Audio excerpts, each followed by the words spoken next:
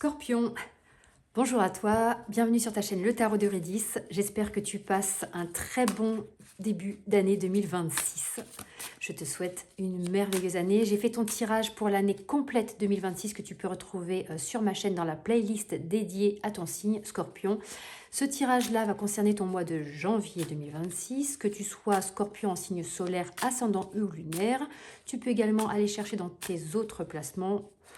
Le signe de la Vierge a eu un merveilleux tirage pour l'année 2026, un merveilleux tirage pour janvier également. Donc si tu connais quelqu'un de la Vierge, ça peut lui faire une jolie petite pensée, un joli cadeau que de lui transférer sa vidéo sur son tirage complet sur son année 2026 ou sur son mois de janvier. Et sinon, ce serait chouette, j'espère pour toi, que tu as de la Vierge dans ton thème astral. Moi, je n'en ai pas. Mais en tout cas, je suis ravie pour ceux qui en ont parce que c'était très beau. On va voir ce qu'il y a pour toi, Scorpion, au niveau sentimental. On va commencer au niveau sentimental. On enchaînera ensuite sur le relationnel. Au niveau sentimental, on va voir dans quelle énergie est-ce que toi, tu vibres en janvier 2026. Ce qui est en face de toi ou ce qui arrive pour toi. Quels sont les éventuels défis à relever, les obstacles sur le chemin et les forces aidantes, soutenantes pour ton mois de janvier 2026, tout ça dans le relationnel sentimental. Si tu n'es pas encore abonné à ma chaîne, n'hésite pas à le faire pour recevoir mon contenu dès que je le publie. Tu peux liker ce contenu si ça te parle, me dire en commentaire justement si ça te parle et comment. N'hésite pas à... Voilà, toutes les interactions en fait, que tu peux faire sur ma chaîne sont des signes de ta présence ici. C'est très chaleureux pour moi. Et puis, c'est soutenant aussi dans le référencement de ma chaîne. Ça me permet d'avancer et de continuer à proposer ce que je te propose ici. Toi, ton énergie, Scorpion en relationnel sentimental en janvier 2026, Reine de bâton. Scorpion, ici, tu es connecté sur le mois de janvier 2026 à ce que tu veux, à tes désirs, à ce qui te motive, ce qui te donne envie d'avancer. Et tu reçois. Tu sais recevoir, tu sais écouter ce qui se passe à l'intérieur de toi, tu sais écouter tes envies, tu as conscience de ce qui te traverse, de ce qui t'anime, de ce qui te porte. Et tu as peut-être aussi, tu es peut-être dans une idée de... Tu as peut-être envie de séduire sur ce mois de janvier 2026, de plaire à l'autre, de te plaire à toi, de prendre soin de toi. Il y a quelque chose d'enthousiasmant, de magnétique dans ce qui se dégage de toi sur le mois de janvier, au niveau relationnel. Tu attires, tu captes l'attention. Donc que tu sois homme ou femme, hein, c'est une énergie ici de reine de bâton, mais que tu sois homme ou femme, tu captes l'attention, tu es désiré, tu es désirable. Et tu as envie aussi de ce type de connexion-là. Qu'est-ce qu'il y a en face de toi? Le valet d'épée, page d'épée. En face de toi, il y a une curiosité intellectuelle. Il y a quelqu'un peut-être de plus jeune que toi, d'un peu plus jeune que toi, qui est séduite par ce que tu dégages et potentiellement aussi qui te séduit par sa curiosité intellectuelle. J'ai l'impression que tu es un petit peu dans ta relation actuelle ou dans la personne que tu as en tête, dans le cœur ou dans ta vie. Tu es quelqu'un d'inspirant, tu as une sorte de modèle inspirant. Et cette personne, il y a quelque chose assez... il y a une belle communication entre vous, au-delà des mots, dans ce que vous dégagez l'un pour l'autre et l'un avec l'autre, en présence de l'autre. Il y a une admiration. Il y a une admiration, une curiosité que vous partagez. Ok, je vois quelqu'un qui, en face de toi, en tout cas, une énergie de... Ouais, une curiosité intellectuelle. Toi, tu intrigues cette personne, la personne avec qui tu es, et cette personne-là te fascine dans peut-être son envie d'apprendre, son envie de découvrir, sa curiosité intellectuelle. Il y a une grande intelligence entre vous, émotionnelle et intellectuelle. Qu'est-ce qu'on a au niveau des éventuels défis, au niveau du couple, l'ermite? Alors, l'ermite ici, ça peut être deux possibilités. Il y a deux façons de le voir ici. Mais non. parce que, j'allais dire, peut-être une tendance à, à être un petit peu trop dans ta grotte, avoir besoin un petit peu trop de repli sur ce mois-là. Attends, je vais retourner les forces des dents, ça va m'aider. Alors oui, dans ce cas. Alors, l'ermite, c'est peut-être une tendance quand il y a quelque chose éventuellement qui ne coïnciderait pas. Attends, je vais te faire les deux possibilités parce que là, je vois deux options. Soit en défi au niveau relationnel sentimental, on t'invite, et ça tu vas le sentir en fait, je te le dépose là, les deux options, et tu le sens. Tu sens ce qui t'appelle. Et d'ailleurs, c'est comme tout ce tirage.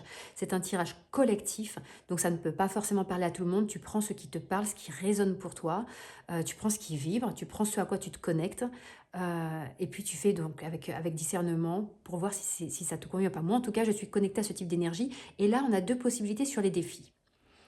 Soit le défi, ça va être d'être capable de se ressourcer intérieurement, peut-être aussi en dehors de la présence de l'autre parfois, de savoir aller se connecter à une sorte de sagesse intérieure, de savoir apprécier peut-être des moments de solitude où l'autre ne peut pas toujours nous abreuver, nous faire nous sentir vivants, de par sa curiosité, de par cette fraîcheur et cette jeunesse qu'il amène, cette sorte de force de proposition, d'enthousiasme dans ses idées.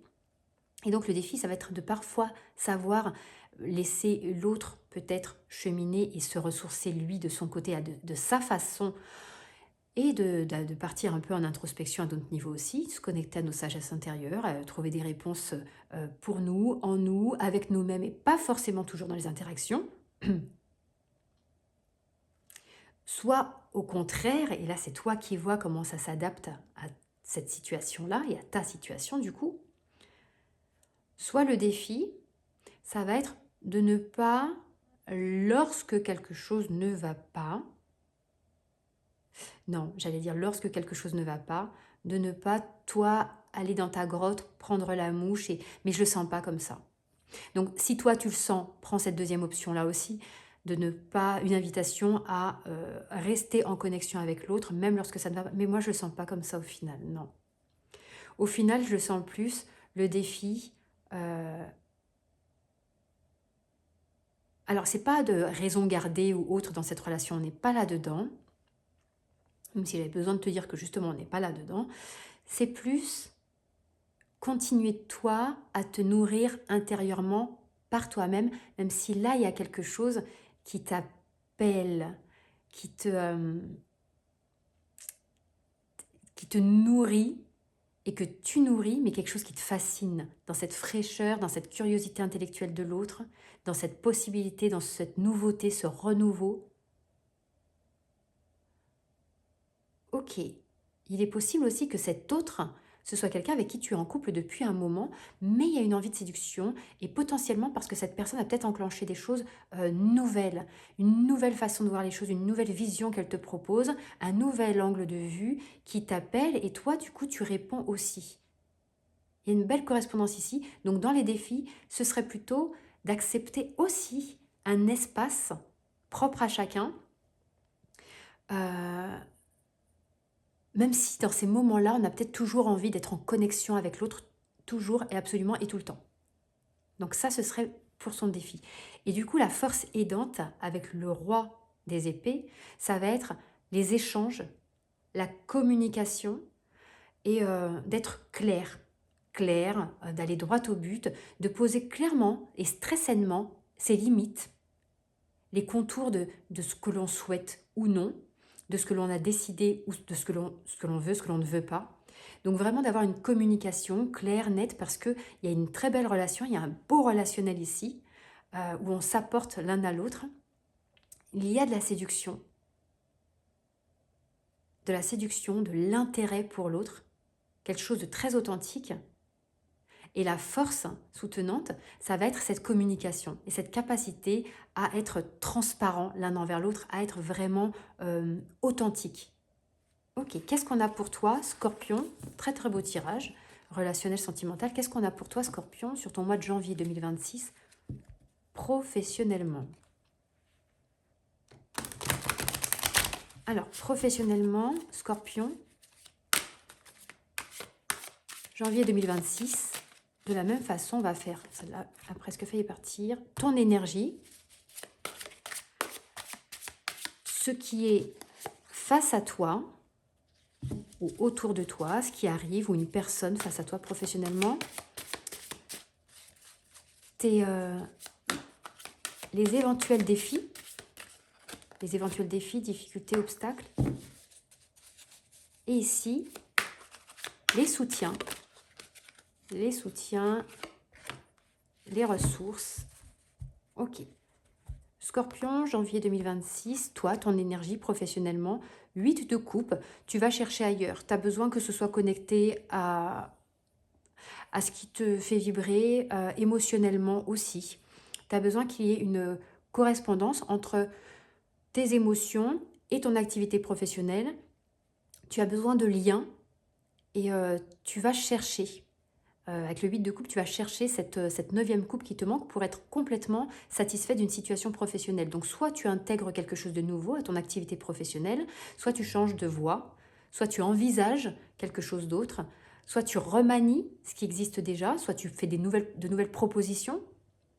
Mais en tout cas, là, dans la situation actuelle, il y a quelque chose qui ne te suffit pas, potentiellement. Quelque chose qui ne te comble pas complètement, tu en es consciente, tu en es conscient, et tu es invité sur le mois de janvier 2026 à aller en quête, à aller identifier ce qui te convient mieux en lien avec tes émotions, parce que avec ce que tu ressens, en lien avec ta satisfaction, ton plaisir au travail, puisqu'on est sur la coupe. Qu'est-ce qu'il y a en face de toi? La tour. En face de toi, il y a une énergie. Alors, la tour, c'est une énergie assez intense, assez fracassante. Il y a quelque chose un changement radical qui est prêt à s'opérer en janvier. C'est souvent pour le mieux, c'est assez brutal, parfois c'est soudain, parfois c'est inattendu, parfois c'est même accidentel. En général, c'est pour le mieux parce que c'est justement dans une situation qui ne nous convient pas trop et on avait cette énergie avec le 8 de coupe et on ne sait pas forcément trop comment s'en sortir. Et parfois, c'est cette énergie aidante qui arrive de l'extérieur, qui vient un petit peu tout faire voler en éclats et qui permet ensuite de repartir sur quelque chose, dans une situation avec laquelle à laquelle on va se sentir plus aligné. Donc il y a peut-être ici, en janvier 2026, Scorpion professionnellement, quelque chose d'imprévu, ou en tout cas si ce n'est pas forcément imprévu, une situation, une décision, quelque chose qui arrive qui est un peu hors de ton contrôle, mais qui vient un petit peu remanier, voire raser ce qu'il y avait avant, pour pouvoir ensuite restructurer et reconstruire. Qu'est-ce qu'on a pour toi en éventuel défi? Reine de Pentacle. Reine de Pentacle, ça va être pouvoir continuer à peut-être trouver ce qui, dans cette situation ou ailleurs, va te nourrir. C'est la stabilité, c'est comment apporter de la stabilité, comment apporter, alors à soi déjà, comment intérieurement se sentir stable, et ce que je comprends avec les énergies qu'il y a là, où il y a des énergies, une sorte de volonté de départ, de quitter quelque chose pour aller vers autre chose. Ici, quelque chose qui s'écroule, qui s'effondre pour laisser place à autre chose. La reine de Pentacle, c'est celle qui va nourrir, c'est celle qui prend soin, c'est la nourricière. Et là, le défi, ça va être de réussir à injecter quelque chose, à insuffler, à nourrir dans cette situation professionnelle qui bouge, dans ces sables mouvants. Qu'est-ce qu'on vient nourrir? Qu'est-ce qu'on ne nourrit plus? Qu'est-ce qu'on doit arrêter de faire prospérer? Où est-ce qu'on doit injecter son énergie? Et je pense que le défi, il est là. Où est-ce que je regarde maintenant? Où est-ce que je place mon énergie? Qu'est-ce que je veux entretenir, maintenir, faire croître? Donc peut-être voilà, se repositionner, un repositionnement ici, pour acter, pour produire là où tu souhaites produire dans cette situation un petit peu bancale, un petit peu particulière et peut-être déstabilisante sur ce mois de janvier. Ok, qu'est-ce qu'on a pour toi en force aidante? les soutiens, le cavalier de pentacle. On reste encore dans cette énergie de pentacle, de structure nécessaire, malgré la stabilité ici. Et l'énergie aidante, le cavalier, c'est le mouvement, c'est la progression, c'est l'évolution et le fait d'agir, de cheminer concrètement dans l'action. Donc du coup, la force aidante, ça va être justement de venir, comme on disait tout à l'heure, Carême de Pentacle, de venir mettre en œuvre, mettre en place des actions concrètes, très pragmatiques, petites actions, pas après pas, parce que le cavalier de Pentacle, c'est un cavalier qui est lent, qui est progressif, mais il sait clairement où il va, il a un objectif précis, il se fixe comme ça, un objectif précis, et puis plusieurs petits objectifs pour pouvoir l'atteindre pas à pas, de façon très sécure, graduelle. Le cavalier de Pentacle, c'est une énergie, les Pentacles, une énergie rassurante. Donc là, la force aidante, c'est comment est-ce que toi, tu vas cheminer. Il y a cette idée de progression, pas à pas, où les choses sont bien menées, parce qu'elles sont réfléchies, elles sont posées. Et c'est cette structure-là qui va t'aider, de garder en tête que tu as besoin de structure, que tu as besoin de choses posées. N'hésite pas à écrire, n'hésite pas à matérialiser des idées. Il y a vraiment cette idée d'être connecté à son cœur, de laisser la tempête faire son œuvre, et puis ensuite de partir sur ce qui te ressource toi. Ce qui te ressource progressivement, noter les choses, les acter, faire germer et poursuivre. On a cette idée aussi de persévérance, de progression vers un objectif. Voilà pour ton tirage de janvier 2026, ton tirage professionnel Scorpion. Il y a vraiment quelque chose qui est en construction. Il y a vraiment l'idée d'une progression, d'aller vers quelque chose de plus stable qui te conviendra mieux que ce qu'il y avait certainement précédemment. N'hésite pas donc à liker la vidéo si elle t'a plu, à la partager, à me dire en commentaire ce qui t'a parlé. Et on se retrouve à bientôt, pour ton tirage du mois de février et puis pour d'autres tirages d'ici là. Belle soirée, belle journée à toi selon.